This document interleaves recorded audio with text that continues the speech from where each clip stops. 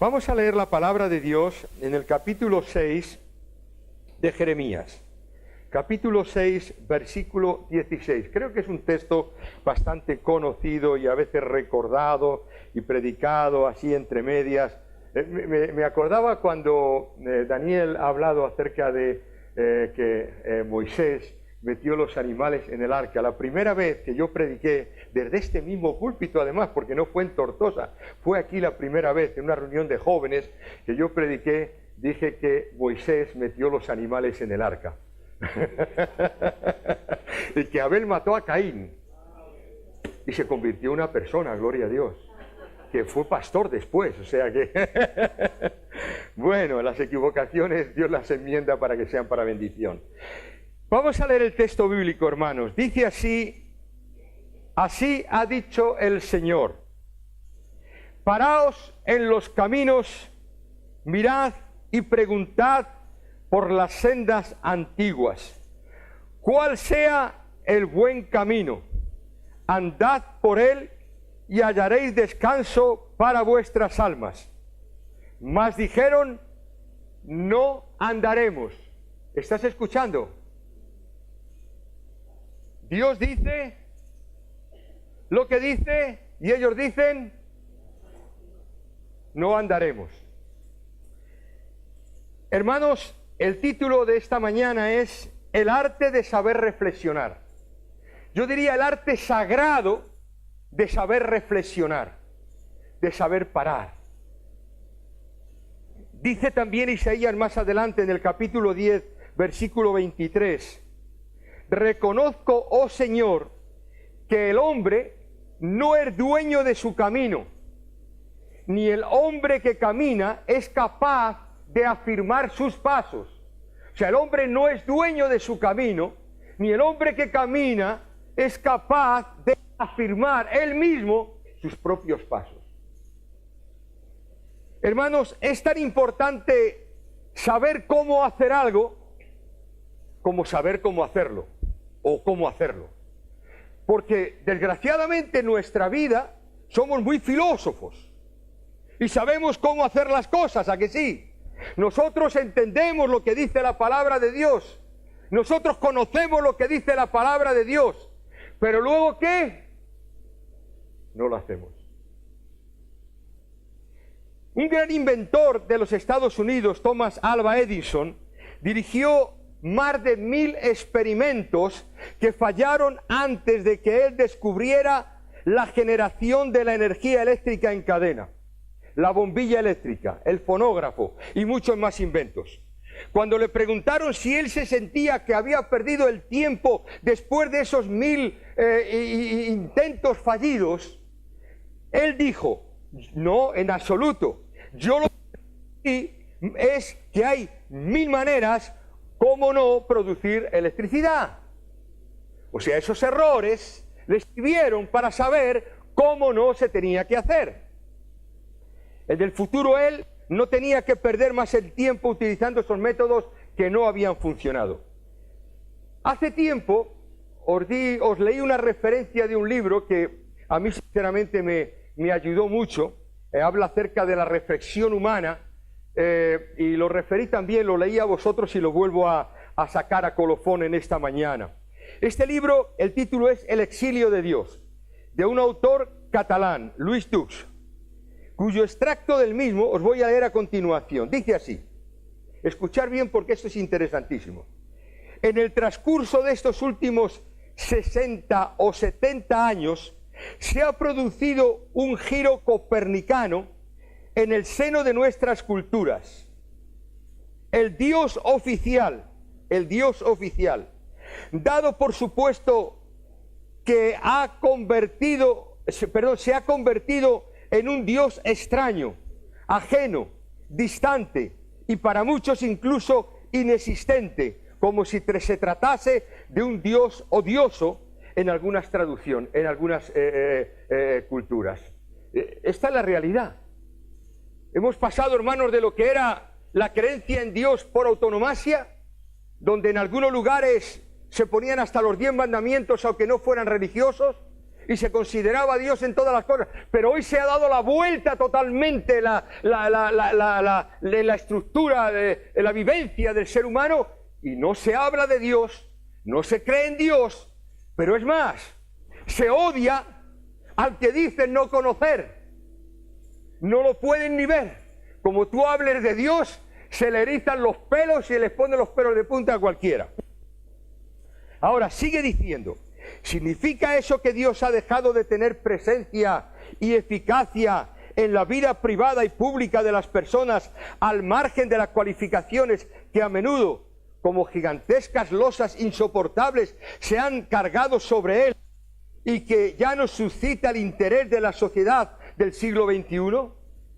Louis Jux se enfrenta en este libro, el exilio de Dios, el exilio de Dios en nuestra sociedad contemporánea, como que somos conscientes de un egocentrismo, de una ingenuidad tal, de tal manera que pensamos que somos capaces de no tener a un Dios todopoderoso por encima de nosotros y que no dependemos de Él, sino que podemos hacer las cosas como nos dé la gana, como queramos, sin darle cuenta. Pero no solamente es a ese Dios al cual se desecha, sino a cualquiera persona que tenga autoridad, porque eso está pasando en estos tiempos, hermanos, donde cualquier persona que tiene autoridad es cuestionada. ¿Por qué? Porque no queremos que nadie nos mande. Queremos ser dueños de nosotros mismos. Queremos ser nosotros mismos los que decidamos nuestras vidas, nuestras instituciones. ¿A mí qué me vas a decir tú lo que yo tengo que hacer? ¿Os suena esa frase? A mí me vas a decir tú si tengo que tomar una copita de vino, no tengo que tomar una copita de vino. Pues tómala si quieres y estréllate con el coche. Este es el tema, ¿no? Ahora, fijaros bien, hermanos, cuando estas cosas, hermanos, dice el autor, él hace una reflexión, dice, cuando todo esto ocurre es porque realmente no nos hemos dado cuenta de que lo que ha fallado ha sido la propia religión que hemos estado exponiendo en el pueblo. ¿Por qué? Porque esa religión la hemos hecho una religión de códigos, de no hagas, de esto, de lo otro, de para aquí y para allá, y la gente se ha cansado de los códigos, de cosas que debemos de hacer. Incluso hemos hecho de la religión una especie de cultura, y esto está pasando mucho dentro de nuestro ámbito evangélico, porque claro, en muchos ámbitos evangélicos, si no danzas, por ejemplo, en el culto, pues Dios no está. O si no sacas banderas y Dios no está. O si no gritas mucho, Dios no está. O si no lees la Biblia fuerte, no, Dios no está. O sea, hemos puesto una serie de cosas en las cuales si las hacemos Dios está, pero si no las hacemos Dios no está. ¿Me entendéis lo que estoy diciendo, hermanos? ¿Estáis entendiendo? O sea, estamos tratando de captar lo que yo haga es lo que realmente va a proporcionar la existencia o la presencia de Dios. Es más, a veces se oye en términos evangélicos cuando sale uno del culto, yo no he sentido la presencia de Dios, como si la presencia de Dios fuera poco menos, como he dicho muchas veces, una especie de perfume que te lo echas o no te lo echas como te venga bien. La presencia de Dios está aquí, hermanos. ¿La sientas o no la sientas? Si no la sientes, el problema es tuyo, no es de Dios, ni de los hermanos. ¿Me entiendes? Ahora bien, es verdad que el autor de este libro expone este asunto y este examen de la sociedad en general. Pero, obviamente, hermanos, esto también nos atañe a nosotros como cristianos. Nos atañe, porque como he dicho antes, estas cosas pasan entre nosotros.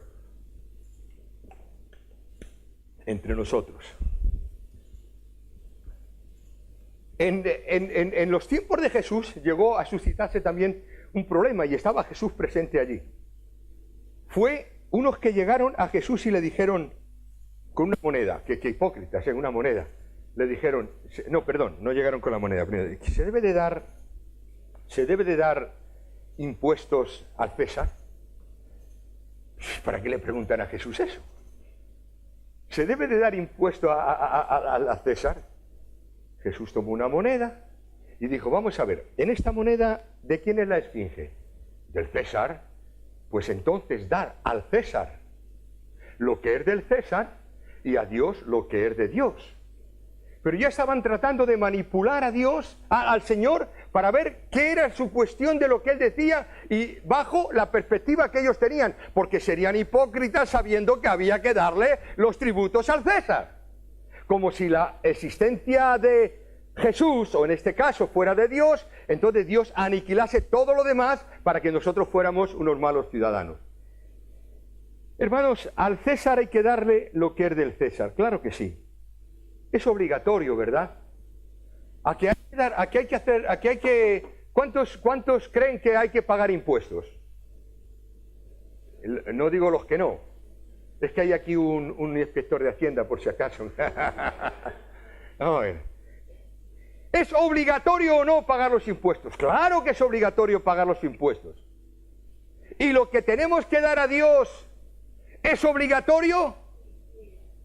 No estoy hablando de dinero, ¿eh? No. No hablo de dinero. Claro que sí, hermanos.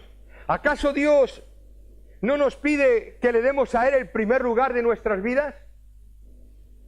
¿Qué hacemos con lo que corresponde a Dios? Nuestro respeto a Dios, nuestro sentimiento de Dios, nuestra consideración de Dios, nuestro servicio a Dios, nuestra adoración los domingos. Que por cierto, hermanos, a algunos se les olvida que el domingo se le llama en las Sagradas Escrituras el día del Señor. Y yo creo, hermanos, que salvo que alguno tenga que trabajar obligatoriamente, dar honor a Dios y venir a alabar al Señor es una cosa obligatoria como cristianos, hermanos. A Dios lo que es de Dios y al César lo que es de César. Desgraciadamente en nuestros tiempos cada día se va prescindiendo más y más y más de lo que es la dirección de Dios para nuestras vidas.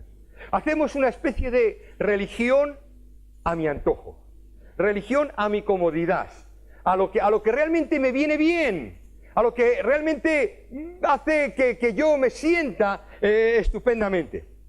En la Biblia, hermanos, se nos advierte de las maneras en que no debemos de buscar la dirección de Dios. Si consideramos estas evidencias, no perderemos el tiempo con los métodos no bíblicos para buscar la dirección de Dios y la dirección que Dios no aprueba.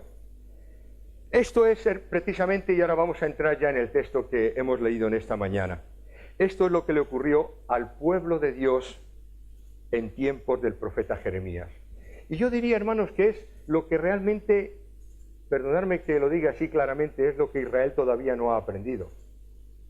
Porque Israel está sufriendo las consecuencias de no tener en cuenta a Dios. Es así, realmente. Pero es que esto ya se lo dijo Dios al cabo de los tiempos y vosotros no. Pasará esto. Y han pasado siglos y siglos y siglos. Y ese pueblo sigue de la misma manera. Pero es que el cristianismo es paralelismo del judaísmo. Si ellos hacen eso o no hacen eso, a nosotros nos pasa exactamente igual. Y seguimos cometiendo ¿el qué? Los mismos errores. Por lo tanto, es bueno, hermanos, que el profeta Jeremías en ese momento, a través indiscutiblemente de Dios, les haga esta reflexión. Curiosamente, reflexión que está dando aquí el profeta ya pasada. Porque no es algo que estaba diciendo solo, se lo estaba diciendo en el momento, pero que ya lo habían hecho. O sea, ya lo habían ejecutado, ya no lo haremos, esto ya lo habían dicho y lo habían hecho. Pero el Señor les vuelve a retomar para que ellos tengan en consideración lo que tienen que hacer en su vida, y era reflexionar. En otras palabras, estas palabras son como una advertencia para que a su tiempo hubiesen rectificado. Estas palabras contienen un mensaje, hermanos, para el hombre y la mujer que necesita reflexionar en su vida diaria. Yo no sé tú, hermano, pero yo reflexiono mucho. Yo me adentro mucho para mí mismo y trato de pensar, hermanos, porque no hay cosa mejor que reflexionar en las cosas de Dios. Son unas palabras dirigidas a un pueblo que había hecho las cosas mal. Y no hay nada mejor que cuando estamos extraviados de pararnos y de reflexionar. Metámonos en el mensaje. Dice así: así dice el Eterno, o mejor dicho, así ha dicho el Eterno, así ha dicho el Señor. Es de observarse, hermanos, esta puntualización del profeta, que lo que él está diciendo no es un mensaje que a él se le antoja, es un mensaje de parte de Dios, es un mensaje que está dirigiendo Dios a su pueblo, hermanos. Según Jeremías, sus palabras no eran algo más que una evaluación personal de la situación prevalente. Era la palabra de Dios, era Dios hablando directamente al pueblo, hermanos. El Evangelio, la palabra de Dios en el Evangelio contiene algo más que criterios humanos, de personas o incluso de predicadores como yo o el credo de una institución. Hermanos, la palabra de Dios es el mensaje de Dios para el hombre. Por eso tenemos que tener tanto cuidado en cómo tratemos la palabra de Dios, cómo leamos la palabra de Dios, cómo meditemos en la palabra de Dios. Cuando tú lees, cuando tú meditas, cuando tú escuchas, la palabra de Dios no es cualquiera el que se está dirigiendo a ti, no es un escritor el que te lo está diciendo a través de la Biblia, es Dios mismo, a través del Espíritu Santo, el que está hablando a tus corazones. Hoy los hombres hablamos mucho, hermano, hablamos mucho. Damos mucha importancia a las consideraciones humanas, pero nadie se pone a pensar qué es lo que Dios tiene que decir en todo esto, hermanos. ¿Qué es lo que Dios tiene que decir en las circunstancias de mi vida? Desgraciadamente hoy no se tiene en cuenta la opinión de Dios, pero ya no solo en círculos de la vida, sino también entre los creyentes. ¿Qué opina Dios de la forma en que llevo mi familia, por ejemplo? ¿Qué opina Dios en la forma de actuar de mi familia? Hay hermanos que no les veo, perdonadme, la columna no habla, ¿verdad? ¿Qué opina Dios? ¿Qué opina Dios de mi trabajo? ¿Acaso tú cuando estás sin trabajo no le pides a Dios que te dé un trabajo? Y cuando te sale el trabajo, ¿qué es lo que haces con el trabajo? Como si no pasara nada, como si Dios no estuviese ahí, como si Dios no tuviera un plan en tu trabajo para ejecutar su voluntad en él. ¿Qué hay en mis relaciones sociales? ¿Con quién me junto? ¿Con quién me aparento? ¿Con quién estoy tratando mi vida, hermanos? Eso es crucial, es fundamental, es muy importante. En muchas áreas de la vida, en donde las decisiones son extremadamente importantes, ¿qué es lo que estoy haciendo con ello? ¿Doy a Dios el lugar que debe de llevar en mi vida? ¿O realmente estoy haciendo las cosas como yo pienso que debo de hacerlas? Por eso cuando ocurren las cosas no podemos echar la culpa ni a Dios ni a nadie, porque la culpa es nuestra, porque no hemos puesto las cosas donde teníamos que ponerlas. Perdonad que me seca la boca hoy, estoy muy nervioso.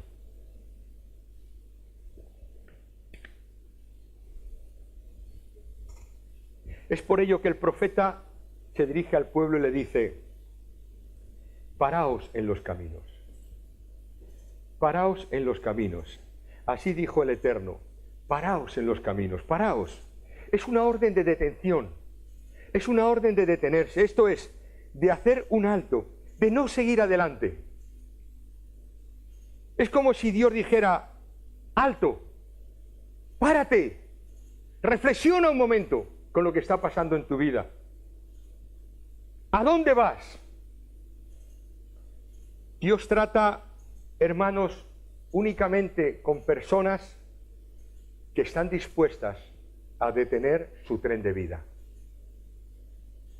Dios siempre está dispuesto a que reflexionemos, a que nos paremos y a que escuchemos su voz. Los seres humanos sufrimos de apresuramiento y más en estos tiempos, hermanos, donde todo tiene que ser rápido, donde todo tiene que ser veloz. Para que te des cuenta de esta situación no tienes más que irte a un pueblo de España y ponerte en un supermercado a comprar y verás la lentitud con la que te atienden y la tranquilidad y la paz que están viviendo allí.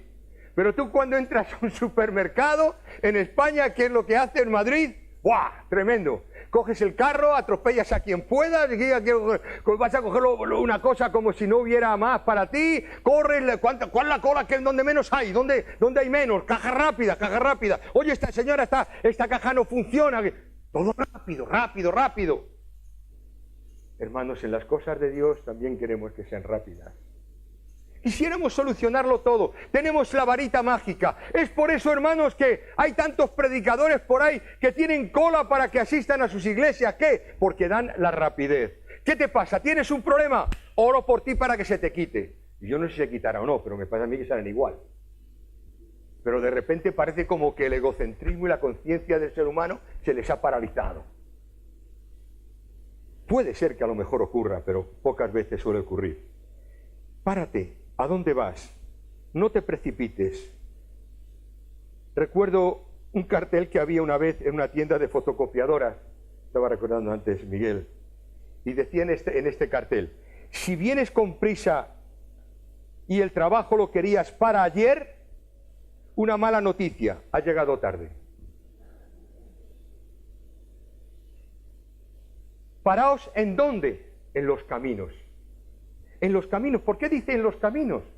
Los caminos representan las maneras independientes del hombre, la forma con las que vivimos los seres humanos y el creyente que piensa que esto está bien y se mete en una vorágine como si esa vorágine fuera luego el resultado. Claro, Dios tiene misericordia y luego nos bendice.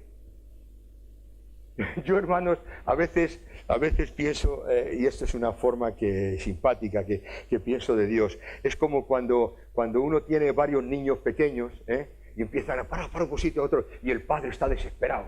Ay, que lo coge, lo agarra uno, le coge al otro que se cae, le va para allá, para acá. Parece como que Dios estuviera haciendo eso con nosotros. Porque, hermanos, nos metemos en cada jaleo, en cada problema, hermanos. Y ¿sabéis una cosa? Y esto es una cosa que Dios me hizo tomar conciencia hace muchos años.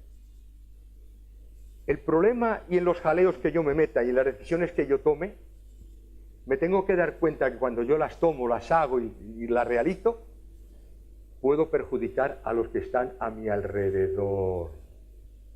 ¿Me entiendes? Está muy bien decir: Dios me ha dicho que yo me lance al vacío. Vale, perfecto. Y te vas a matar, perfecto. Pero el que se quede aquí va a llorar.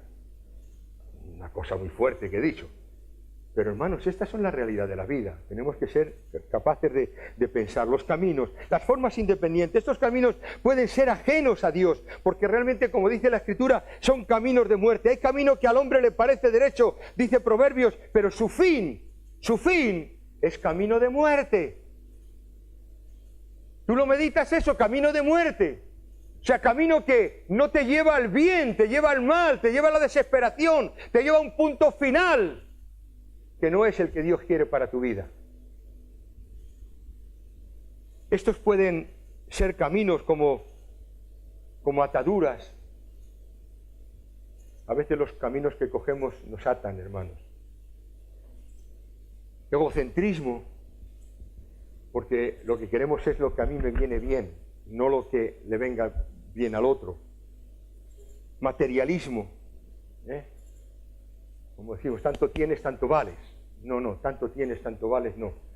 Tú valdrás lo que realmente creas que debe de valer delante de la presencia de Dios. El valor te lo da el Señor, no lo das tú.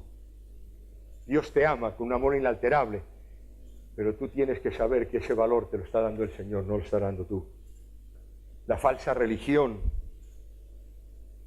que nos ata, desgraciadamente, como he dicho antes, en muchas ocasiones, esas verdades bíblicas que nosotros soltamos de vez en cuando, es que Dios me ha dicho, Dios me ha dejado de decir, Dios me ha mostrado, Dios sabe. Sí, claro, Dios sabe, pero yo no lo sé. ¿Tú te has pasado eso alguna vez? Cuando te has preguntado, hermano, es que estás haciendo esto. Dios sabe. Bueno, pues hermano, si Dios lo sabe, pues allá tú, pégate el golpe y ya verás. No, luego tiene que recurrir a ti para que, hermano, ora por mí. Pero si Dios sabía, ¿tú que no sabías o qué? Dios sabía, no sabía, ¿quién sabía? Muchas veces, hermanos, somos tan necios de pensar de estas maneras. Se nos han metido ideas religiosas preconcebidas que no las hemos meditado, que no las hemos tragado durante años, hermanos. Por eso es tiempo de reflexión del cristianismo, hermanos. Más que nunca, el otro día meditábamos eso. Estamos en un tiempo de reflexión del cristianismo. Yo no sé si esto llevará a una reforma del cristianismo o no nos dará tiempo porque el Señor viene ya. Pero hay que reflexionar, hermanos. Esas ideas que nos han metido en la cabeza, esas ataduras que a veces nos han metido religiosas, esas hay que desecharlas en el nombre del Señor. Y hay que tomar un concepto claro de lo que dice la palabra de Dios. ¿Qué dice la palabra de Dios? Y si no, para eso tenemos maestros. ¿Para qué tenemos pastores en las iglesias? Para hacer lo que yo quiero, lo que me da la gana, y cuando me pego el coscorrón, pastor, ora por mí. Hombre, claro. ¿Cómo no van a por ti los pastores, por favor? Si te quieren mucho. Pero no hagas que el pastor sea un juez. Ayúdale a que sea un abogado defensor tuyo desde el principio. Y llévalo contigo también en tu corazón. Ora por él. Para que en el momento adecuado tú puedas ir de fiesta de trabajo. Puedas ir y decirle, pastor, ayúdame. Pero no cuando ya todo se ha pasado. Dice, en los caminos, y mirad, mirad, mirad. Mirad significa reflexionar, pensar detenidamente, hermanos. Mirad significa también hacer una diferencia entre lo que es bueno y lo que es malo, entre lo que beneficia y lo que perjudica. Hermanos, no podemos decir que caemos en el pecado y es que somos inconscientes de ello. No, eso es una gran mentira, hermanos. Cuando caemos sabemos cómo caemos porque la palabra de Dios nos lo ha señalado ya. Perdona que me altere, hermano, pero es que a veces no aprendemos la lección. Dios ya lo ha dicho, Dios ya lo ha considerado con tu vida. El problema es como los israelitas que decían, no lo haremos.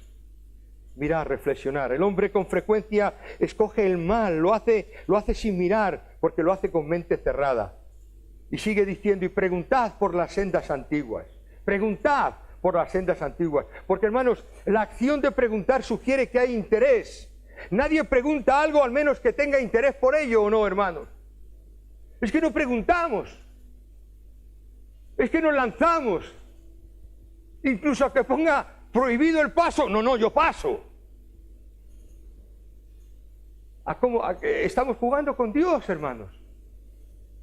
Sugiere interés preguntar, se pregunta, además esperando una respuesta que comunique información. Cuando yo me acerco a la palabra de Dios, hermanos, y leo la Biblia, lo que trato de hacer es decir, Señor, dame respuesta a lo que yo estoy buscando, a lo que yo necesito. A lo mejor en ese momento no me lo da, no, pero sigo insistiendo, hermanos, porque Dios tiene respuestas siempre. Hermanos, Dios no se calla. Lo que pasa es que Él lo da a su tiempo, no con apresuramiento. No seamos niños como, papá, dámelo. Papá te lo da, pero cuando te conviene dártelo. Se pregunta, se indaga de Dios cuando se tiene necesidad de Dios, hermanos. Y yo te pregunto en esta mañana, ¿tienes tú necesidad de Dios? Como el ciervo brama por las corrientes de las aguas, así clama por ti, Señor, mi alma, porque mi alma tiene sed de ti. Las cosas de Dios están sujetas a la reflexión, a pensar, a meditar. Le preguntamos a Dios. A veces preguntamos más a los hombres que a Dios. Como si los hombres tuvieran la respuesta. Sí tendrán respuestas, pero la respuesta definitiva, contundente, esencial, la tiene Dios, que a veces la transmite a través de los hombres, ¿cómo no? Preguntad por las sendas antiguas. Siempre me ha llamado la atención esto, por las sendas antiguas. ¿Por qué las sendas antiguas? Porque, hermano, las sendas antiguas representan las formas de consagración a Dios. También representan los tiempos espirituales mejores, representan los tiempos de avivamiento, de regresar a los principios bíblicos. Hermanos queridos, siempre que ha habido un avivamiento en la iglesia del Señor, ¿sabéis por qué ha sido? Porque se ha regresado a las sendas antiguas. Y se ha recibido bendición. Yo recuerdo una vez en la iglesia del Monte en Málaga, un grupo de muchos jóvenes católicos, todos. Entonces resulta que se fueron a la Iglesia Católica, allí donde ellos estaban, y estaban leyendo Hechos de los Apóstoles. Llegaron a ese momento en que el día de Pentecostés fue derramado y hablaron en lengua, y entonces se pusieron a orar allí y dijeron: Señor, esto solo fue para los apóstoles. Dios mío, si esto es una realidad para nosotros ahora, derrama de tu Espíritu Santo en este momento. Y Dios derramó de su Espíritu Santo en esos cientos de jóvenes. Ahí se levantó una nueva generación de jóvenes. Tuvieron que salir, claro, de la Iglesia Católica. Les echaron. Hablaban en otras lenguas y hablaban de Dios y magnificaban a Dios. Esto era extraño. Hermanos, ¿por qué? Porque hubo un corazón sincero de indagar de Dios y de buscar en las sendas antiguas. Si esto dice la Biblia, Señor, ¿por qué no ocurre en mi vida? ¿Por qué no pasa en mi vida, en mi corazón?